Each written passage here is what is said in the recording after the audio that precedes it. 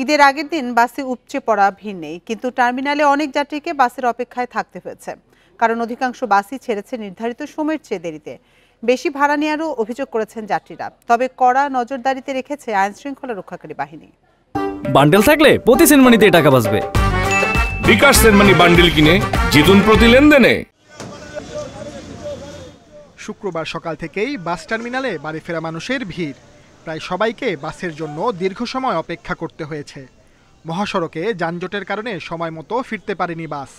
সাধারণভাবে যেগুলো এদিক দিয়ে টার্নিং নিয়ে ঘুরে আসতো, এগুলো আসতে পারে না। ওইগুলো ওই আসাদ গেট দিয়ে ঘুরে আসার ফলে আমার মনে হয় এখানে কিছুটা অনেক দেরি হয়েছে, বিলম্ব হয়েছে। এখানে যে ইউটার্ন আগে করতো টেকনিক্যাল থেকে বা মাজার রোড থেকে করতো, তা দেয় না। প্রশাসনিক তারা একেবারে ফার্মগেট পর্যন্ত নিয়ে যায়, আসতে 5 ঘন্টা 4 ঘন্টা লাগে। যাত্রীদের অভিযোগ, সাধারণ সময়ের চেয়ে কয়েক গুণ বেশি ভাড়া আদায় করা হচ্ছে। প্রতিবাদ করলেই ক্ষেপছে পরিবহন কর্মীরা। এখান থেকে রংপুর হচ্ছে 800 টাকা ভাড়া, 800 বা 870 টাকা। আমাদের যেটা আমরা অনলাইনে কাটি সেটা এখানে চাচ্ছে 1600, কেউ চাচ্ছে 1800, কেউ চাচ্ছে 2000, এরকম। মানে কেউই 1500 নিচে চাচ্ছে না। কথাই বলে না যে ভাই আপনি বেশি যাচ্ছেন কেন, তার সাথে কোনো কথাই বলে না। তাহলে কথা যদি না বলে তাহলে আমরা কি করব? সেই ক্ষেত্রে নিরুপায়ে আসতে হয়। গাবতলীতে কোনো টিকিট পাইতেছি না, এবং ওদের টিকিট পালেও তার হইতেছে অতিরিক্ত চড়া মূল্যে তারা বিক্রি করতেছে। এখানে চার্টের ভাড়া হচ্ছে 120 টাকা, তো এখন আমরা আসছি 300 টাকার নিচে তারা দরজা খুলতেছে না। বাস টার্মিনালে টহল দিচ্ছে সেনাবাহিনী, র্যাব ও পুলিশ। অভিযোগ পেয়ে তাৎক্ষণিক ব্যবস্থাও নিচ্ছে ভ্রাম্যমাণ আদালত। আমরা এখন তাদেরকে বলেছি যেটা লিগ্যাল ভাড়া আছে সেই ভাড়াই তারা নেবে। সেই ভাড়ার বাইরে যদি যাত্রীদেরকে তারা হয়রানি করে এবং যদি বেশি ভাড়া আদায় করে এবং যদি হুমকি দেয় যে বাস চালাবে না, তাহলে আমাদের বিআরটি এর আইন আছে, সড়ক পরিবহন আইন আছে। সেই আইন অনুযায়ী আমরা তাদের কাগজপত্র সাসপেন্ড করে দিতে পারবো, তাদেরকে আর্থিক জরিমানা করতে পারবো, বাস ডাম্পিংয়ে নিতে পারবো, সকল ধরনের ব্যবস্থা আমরা গ্রহণ করতে পারবো। ঈদ যাত্রায় নানা ভোগান্তি থাকলেও অনেকের মধ্যেই ছিল বাড়ি ফেরার আনন্দ। Sajjad Hossain, independent news, Dhaka. ঈদে বাড়ি ফেরার আরো খবর জানাতে সায়দাবাদ বাস টার্মিনাল থেকে আমাদের সাথে যোগ দিচ্ছেন সহকর্মী তানভীর আহমেদ। তানভীর আহমেদ, এই মুহূর্তে আপনি সায়দাবাদ বাস টার্মিনালের পরিস্থিতি কেমন দেখছেন? সেখানে যাত্রী চাপ কেমন এবং বাসগুলো শেষ মুহূর্তে সময় মতো ছেড়ে যাচ্ছে কিনা?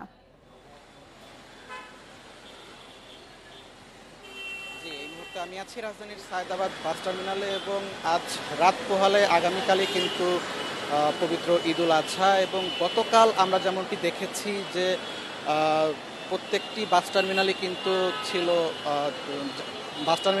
যাত্রী সমাগম ছিল অনেক বেশি, কিন্তু আজ কিন্তু একদমই বিপরীত চিত্র আমরা দেখতে পাচ্ছি। এবং আজকে আমরা যেটি দেখতে পেয়েছি যে অনেক বাস থাকলেও কিন্তু বাসের মধ্যে যাত্রী সমাগম কিন্তু খুব কম, এবং ভাড়ার যে বিষয়টি রয়েছে, সকাল থেকে আমরা অভিযোগ পাচ্ছিলাম যে কিছু কিছু বাসে কিন্তু ভাড়া অনেক বেশি নেওয়া হচ্ছে। যেখানে বরিশালের ভাড়া 500 থেকে 550 টাকা, সেখানে কিন্তু 800 থেকে 900 টাকা নেওয়া হচ্ছে। এই বিষয়ে আমরা কয়েকটি বাস কাউন্টারে আজ কথা বলেছি, কাউন্টারের কর্মকর্তা এবং যাত্রীদের সঙ্গেও আমরা কথা বলেছি, কিন্তু আমরা তেমন কোনো অভিযোগ পাইনি। তবে যে বিষয়টি আমরা জানতে পেরেছি যে এক্সপ্রেসওয়ের একদম মাঝামাঝি জায়গাগুলোতে কিন্তু সেনাবাহিনীর কয়েকটি টহল টিম কাজ করছে। পাশাপাশি কুমিল্লা ক্যান্টনমেন্টের পাশেও কিন্তু সেনাবাহিনীর কয়েকটি টহল টিম কাজ করছে। তারা গাড়ি থামিয়ে কিন্তু যাত্রীদের সঙ্গে কথা বলছেন, এবং এই বাসের যে ভাড়া, এই ভাড়ার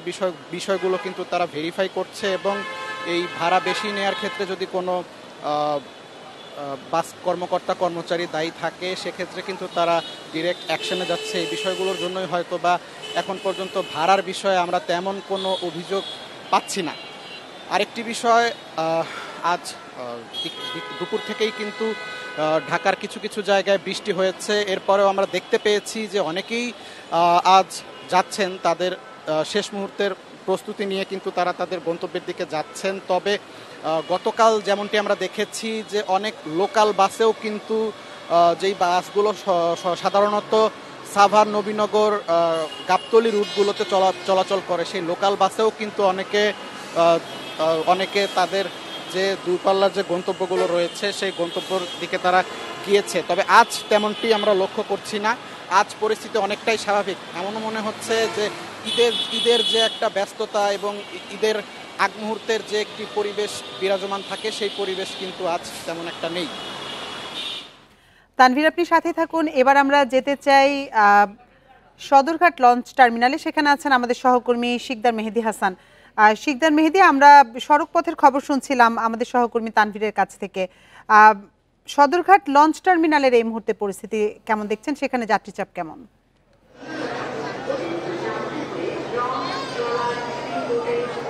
জি, আমরা কিন্তু এই মুহূর্তে ঠিক সদরঘাটেই অবস্থান করছি এবং সদরঘাট সহ অন্যান্য নৌ রুটগুলোতে যে অবস্থা এখানেও ঠিক তেমনই অবস্থা। এখানেও বেলা বাড়ার সাথে সাথে কিন্তু আসলে যে যাত্রী সংখ্যা সেই যাত্রী সংখ্যা বাড়ছে এবং এবার একটু ব্যতিক্রমধর্মী কিছু উদ্যোগ আসলে নেওয়া হয়েছে যাত্রীদের নিরাপত্তার কারণে এবং যাতে যাত্রী চাপ সামলানো যায় সে কারণে। দেখা যাচ্ছে যে সবসময় 38টি রুটে 120টি যাত্রীবাহী লঞ্চ কিন্তু সবসময় এখান থেকে যাতায়াত করে, কিন্তু এবার এই যাত্রী চাপকে সামনে রেখে কিন্তু আরও বেশ কিছু যাত্রীবাহী লঞ্চ এখানে বৃদ্ধি করা হয়েছে। মোটামুটি আমরা যদি বলি যে এখানে প্রায় 60টির মতো অতিরিক্ত লঞ্চ কিন্তু বৃদ্ধি করা হয়েছে এবং আমরা কথা বলেছিলাম এখানকার যে লঞ্চ মালিক সমিতি তাদের সাথে। তারা বলেছিল যে যদি যাত্রী প্রয়োজন পড়ে তাহলে তারা আরও কিছু লঞ্চ আসলে এর সাথে যুক্ত করবেন, যাতে যাত্রী ভোগান্তি কিংবা যাত্রীদের যাত্রা নির্বিঘ্ন করতে যে ধরনের সহায়তা প্রয়োজন বা যে ধরনের সেবা দান করা প্রয়োজন সেটি তারা করবেন। এছাড়া আসলে আমরা যদি আপনার একটু পল্টনের দিকে তাকাই, যে যাত্রীদের নিরাপত্তা নিশ্চিত করার জন্য এখানে BIWTA, এখানে সেনাবাহিনীর টিম এবং পুলিশের তরফ থেকে, নৌ পুলিশ সহ ঢাকা মেট্রোপলিটন পুলিশের তরফ থেকেও কিন্তু এখানে বেশ কিছু আইন শৃঙ্খলা রক্ষাকারী বাহিনী এখানে আছেন এবং তারা কিন্তু পল্টনে তারা টহল দিচ্ছেন, যাতে কোনো ধরনের যাত্রীদের সাথে যে বিরূপ আচরণ বা অনেক সময় দেখা যায় যে এখানকার যারা কুলি রয়েছেন তারা আসলে মালামাল ওঠা নামার কারণকে ঘিরে অনেক সময় খুব বাজে কিছু পরিবেশ তৈরি হয়, সে ধরনের কোনো পরিবেশ যাতে তৈরি না হয় সেই বিষয়গুলো তারা নজরদারিতে রেখেছেন। এবং আপনি তো নিরাপত্তার বিষয়টি বলছিলেন, কিন্তু আমরা গতকালকে দেখেছি যে বেশ কিছু অনাকাঙ্ক্ষিত ঘটনা ঘটেছে। সে ব্যাপারে প্রশাসনের পক্ষ থেকে বাড়তি কোনো নিরাপত্তা ব্যবস্থা নেওয়া হয়েছে কিনা?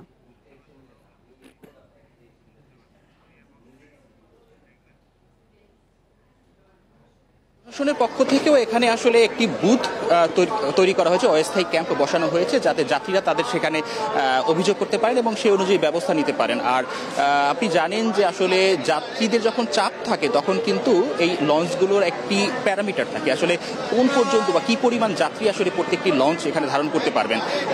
প্রত্যেকটি লঞ্চের যে পরিমাণ ডেপথ থাকে সেই ডেপথে একটি রেড সিগন্যাল থাকে এবং সেই সিগন্যাল যখন পানির সমস্যায় চলে আসে তখনই কিন্তু আসলে লঞ্চগুলোকে ছেড়ে দেওয়ার বলা হচ্ছে, যে কারণে যাত্রীদেরকে বলা হচ্ছিল যে আপনারা আগে থেকেই আসবেন এবং যাতে কোনো ধরনের কোনো ব্যত্যয় না ঘটে।